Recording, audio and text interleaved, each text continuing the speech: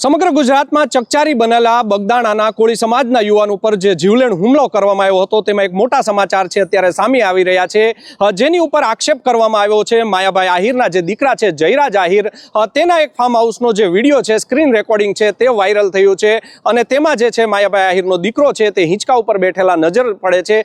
સાથે જ આ જે મુખ્ય જે નવનીત બાલદિયાને માર મારવાનો જે કેસ છે તેમાં પોલીસ દ્વારા જે 8 લોકોના નામ ખોલવામાં આવ્યા છે તેમાંના જે એક મુખ્ય આરોપી છે નાજુ કામળિયા તેમજ એક બીજો આરોપી છે રાજુ ભમ્મર, તે બંને આ વિડીયોમાં છે તે દેખાઈ રહ્યા છે। આ મામલે અમારા સૂત્રો સાથે અમે જ્યારે વાત કરી હતી ત્યારે તેમનું કહેવું છે કે આ બંને આરોપીઓ છે તે આ જે વ્યક્તિ છે નવનીત બાલદિયા તેને મારવામાં આવ્યો હતો, ત્યારબાદ છે બોરડા ખાતે જે જયરાજ આહિરનું ફાર્મ હાઉસ આવેલું છે ત્યાં પહોંચ્યા હતા અને સાથે જ તેની સાથે આ રાત્રે 8 થી 9 કલાકની વચ્ચે આ વિડીયો છે તે ઉતારવામાં આવ્યો હતો તેવું અમારા સૂત્રો પાસેથી હાલ જાણવા મળ્યું છે। આ વિડીયો વાયરલ થયા બાદ સમગ્ર કોળી સમાજ સમગ્ર ગુજરાતમાં ચર્ચાઈ ગઈ છે। આમ કહી શકાય કે માયાભાઈ આહિરના જે પુત્ર છે જયરાજ આહિર તેની મુશ્કેલીમાં હવે વધુ એક છે તે વધારો થયો છે।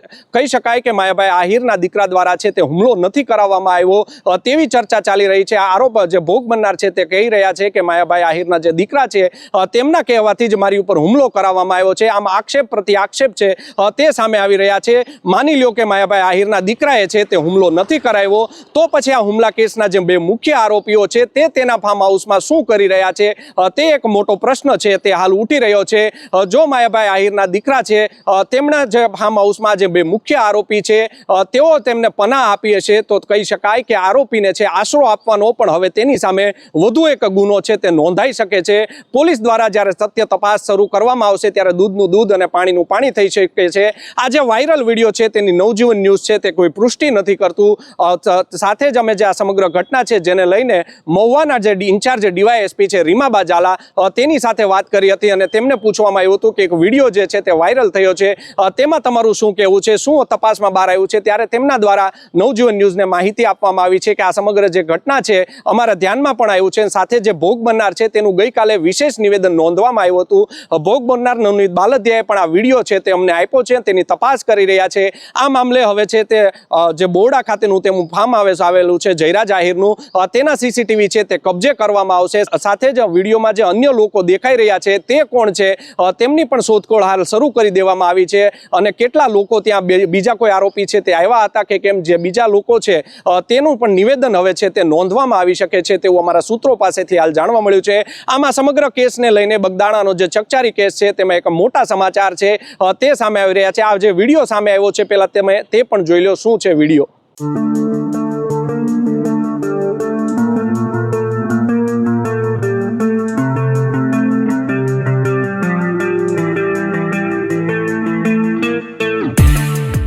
તો આપે જે આ વિડીયો જોયો તે રાજુ ભમ્મર નામનો જે આ કેસનો આરોપી છે તેના દ્વારા જે તે સ્ટોરી છે તેને ઇન્સ્ટાગ્રામ એકાઉન્ટમાં મૂકવામાં આવી હતી અને આ ઇન્સ્ટાગ્રામ એકાઉન્ટની જે સ્ટોરી છે તે 31 તારીખે સાંજે 6:34 કોઈ વ્યક્તિ દ્વારા તેનું સ્ક્રીન રેકોર્ડિંગ કરી લેવામાં આવ્યું હતું અને આ સ્ક્રીન રેકોર્ડિંગ છે તે વાયરલ કરવામાં આવ્યું છે।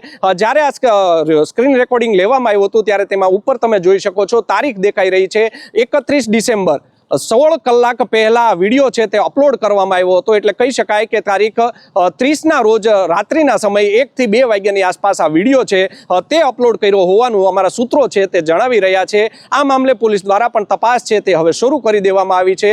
હવે પોલીસ તપાસમાં જે આ નવો વિડીયો જે સામે આવ્યો છે તેમાં શું નવા નિવેદનો છે તે સામે આવે છે અને જયરાજ આહિરનું આ મામલે હવે પોલીસ દ્વારા નિવેદન નોંધવામાં આવશે કે કેમ તે તો હવે આવનારો સમય જ કહેશે। જોવું રહ્યું આગામી સમયમાં આ સમગ્ર કેસ જે પેચીદો જઈ રહ્યો છે તેને લઈને શું અપડેટ આવે છે। સાથે જો વાત કરવામાં આવે તો પોલીસ દ્વારા હાલ તપાસ ચાલુ કરી દેવામાં આવી છે કે આ સમગ્ર જે ઘટનાક્રમ સર્જાયો હતો તેમાં જે નવનીત બાલદિયા છે તેને ઢોર મારવામાં આવ્યો હતો, જીવલેણ હુમલો કરવામાં આવ્યો હતો।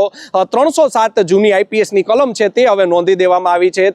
જે આરોપી છે તેમાંના જે 8 આરોપી હતા તેમાંના 4 આરોપીના 2 દિવસના કોર્ટ દ્વારા રિમાન્ડ આપવામાં આવ્યા છે।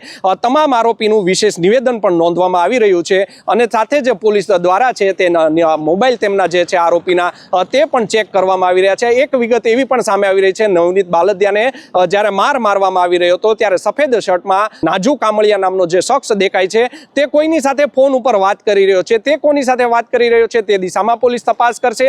સાથે જ અન્ય એક આરોપી છે તે રાજુ ભમ્મર હોવાનું દેખાઈ રહ્યું છે. તે પણ પોતાના મોબાઈલમાં છે તે શૂટિંગ ઉતારી રહ્યો છે અથવા તો વિડીયો કોલ કરી રહ્યો છે. કોને સાથે તે વિડીયો કોલ કરી રહ્યો હતો તેની પણ પોલીસ છે તે તપાસ શરૂ કરશે.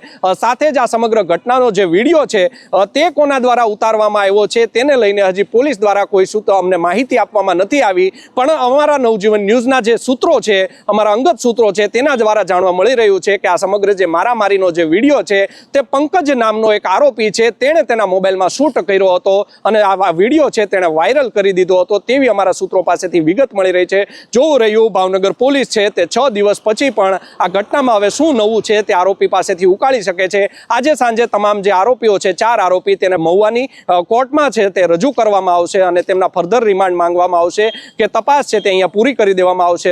તે તો હવે આવનારો સમય કહેશે. સાથે ચોક્કસથી એક વાત કહી શકાય કે બે સમાજ વચ્ચે જે અત્યારે યુદ્ધ છેડાયું છે તે બે સમાજ વચ્ચે જે વર્ગ વિગ્રહ પેદા ન થાય તેને લઈને પણ ભાવનગર જિલ્લા પોલીસ દ્વારા સચેતના પગલાં લેવામાં આવ્યા છે. ભાવનગરની જે સાયબર ક્રાઇમ પોલીસ છે તે આની ઉપર નજર રાખીને બેઠી છે. સોશિયલ મીડિયા ઉપર બંને સમાજના જે લોકો છે તોય કોઈ ટીકા ટિપ્પણી ન કરે જેને લઈને વર્ગ વિગ્રહ ફેલાઈને આવનારા સમયમાં કોઈ સમાજ વચ્ચે છે તે મારામારીની ઘટના ન બને, વર્ગ વિગ્રહ ન થાય, દુશ્મનાવટ ઊભી ન થાય, જેને લઈને ભાવનગર પોલીસ પણ સચેત બની છે અને સાયબર ક્રાઇમ પોલીસ છે તે સોશિયલ મીડિયાના જે એકાઉન્ટો છે તેની ઉપર નજર રાખીને બેઠી રહી છે. માટે તમે છે તે કોઈ પણ ટિપ્પણી કરતા પહેલા પણ એકવાર જરૂરથી વિચારી લેજો, નહીંતર આ જે ટિપ્પણી કરવાનો જે રસ્તો છે તે તમને ભાવનગરની જિલ્લા જેલ સુધી લઈ જાય તો પણ નવાઈ નહીં. યશપાલસિંહ ચૌહાણ, નવજીવન ન્યૂઝ, મહુવા.